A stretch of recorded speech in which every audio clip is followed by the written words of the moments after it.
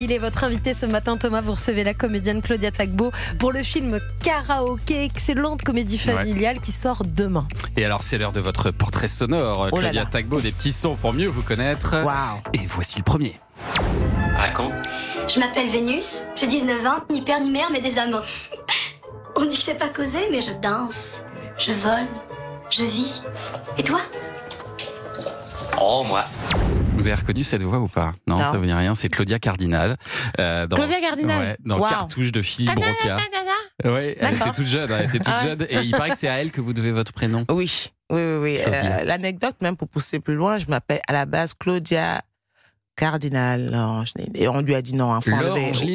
Faut enlever le cardinal, monsieur, s'il vous plaît. Ah oui. Ouais, il voulait garder le cardinal. D'accord. Parce qu'ils étaient très cinéphiles, vos parents? Oui. En tout cas, mon père. Ah, voilà, il était fan, mais vraiment de Claudia. Il est toujours, hein. Donc Claudia Cardinal, ouais. Oh, allez, extrait suivant, écoutez ça.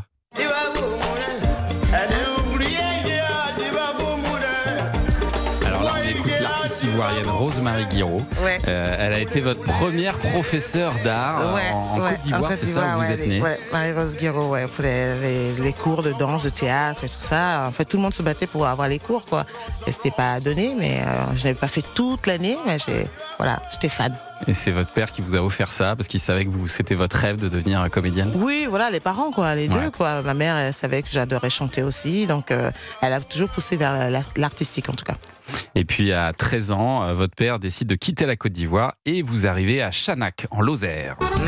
C'est une autre ambiance. Belle Lozère, par le groupe Tonus Musette. Voilà.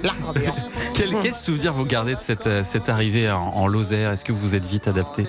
Alors, on s'est vite adapté, mais j'ai envie de dire, le froid, il s'est pas adapté à nous, c'est dommage. Parce qu'à Lozère, il y a de la neige. Hein. C'est clair. Ah ouais. C'est clair. Mais oui, non, ça s'est bien passé. C'est l'accueil, quoi. On se renifle, comme on dit. Ouais. Voilà, l'être humain aussi se renifle, parce qu'ils se connaissent pas, on se connaît pas. Bon, c'est des jeunes, où il vient, l'Afrique, voilà. Donc, on a appris à se connaître. Et puis, ce qui est très, très plaisant, c'est que maintenant, il y a des gens qui se rappellent encore de nous. Enfin, je trouve ça chouette. Vous y retournez de temps en temps? Je vais pas vous mentir, non. Je vais plus dans le sud, à Alès, ou au Vigan, des choses comme ça, mais pas à Chanac. À Chanac, je suis retournée pour aller dans mon école, l'école où j'étais avant, à Marie-Rivier. Et quand vous arrivez, comme ça, il y avait des enfants qui m'ont fait un portrait et tout, donc je suis assez... Ouais, c'était plutôt très chouette. Et quand est-ce que vous êtes arrivé à Paris, alors? Pour la fac. Pour la fac, assez tard, en fait. J'étais déjà adulte. D'accord. Voilà. Pour la fac, à Paris 8, en fac de théâtre. Voilà, parce que j'avais tenté le conservatoire à Montpellier, ça n'a pas marché, mais je suis rentrée de l'autre côté. Je fais OK, on va tenter la fac. On va tenter la fac. Et alors c'est vrai qu'on vous connaît comme humoriste, mais c'est pas spécialement le rire qui vous attirait au départ, c'était plutôt la scène. Vous avez joué beaucoup de théâtre classique? Contemporain, classique, avant de. C'est la base en fait. Quand vous êtes en école, c'est souvent par là que ça commence, par le classique. Et puis après, j'ai envie de dire, c'est très formateur. C'est la base, et puis après, on peut ouvrir. Et puis moi, je m'attendais pas vraiment à l'humour, mais quand il y a les opportunités, quand on vous dit que vous êtes capable de le faire, faut aussi croire ceux qui vous disent ça. Qui vous a poussé à faire de l'humour? Alors, au départ, j'étais dans une petite troupe comme ça où on se produisait tous les samedis. C'était avec le Comic Street Show. C'est un jeune homme qui s'appelle Tonje Bakantonje. Et de là, après la rencontre avec Kader Aoun, qui a vu qu'il y avait l'énergie, qui a parlé de ce projet-là avec Jamel. Et ils ont dit oui, tu peux. Et donc, c'est comme ça que je suis arrivée au Jamel Petit Club. Mais effectivement, au départ, moi, je me voyais plutôt dans Phèdre, Boubetta.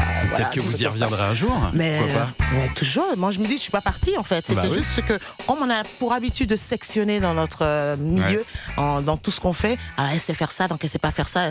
C'est dommage. Vous le ressentez, ça? On le ressent, mais bien sûr qu'on le ressent. Je vous disais juste en off tout à l'heure, quand j'ai fait de la comédie musicale, j'ai fait la comédie musicale Ghost, et je me souviens encore des gens de mon milieu qui disaient c'est parce que t'as plus de travail. Mais en fait, non, les gars, j'ai juste envie de kiffer.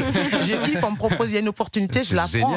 Parce que la vie, c'est ça, c'est les rencontres, c'est toute chose, les formats. Ça te forme. Donc, on sectionne beaucoup. Et alors, oui, je suis allée voir, je crois que c'est il y a 3 mois, la dernière pièce de Novarina, au Théâtre de la Colline. Et puis, j'étais avec ma copine de fac. On est allé le voir, et puis il me regarde en disant, et dans ses yeux, je vois, le parcours de ses enfants, en fait.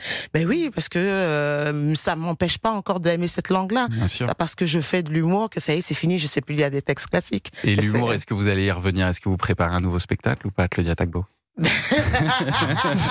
Mon dernier spectacle date de 2019. Oui, j'aimerais bien. Ouais. Alors, comme je suis quelqu'un qui écrit debout, j'ai dit ça à tous les auteurs qui écoutent, comme quelqu'un qui écrit debout, j'ai besoin de quelqu'un qui, lui, en revanche, va être assis. C'est-à-dire, va concentrer. Ça a été Fabrice Eboué pendant Fabrice longtemps. Eboué pendant un moment pour le premier spectacle. Après, ça a été le Grand Ghana avec qui j'ai travaillé. Et puis, la mise en scène, le fil rouge avec Marie Guibourg.